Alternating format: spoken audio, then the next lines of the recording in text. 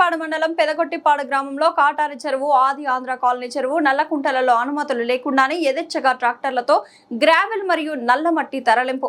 Truck సుమారుగా 1200 రూపాయలకు అమ్మకాలు. అడవి పండింది, కాకులు మేసిన చందంగా అధికారుల పనితీరు. కనీసం ఒక్క అధికారి కూడా ఈ మట్టి తోలకాలపై కన్నెత్తి చూడని వైన.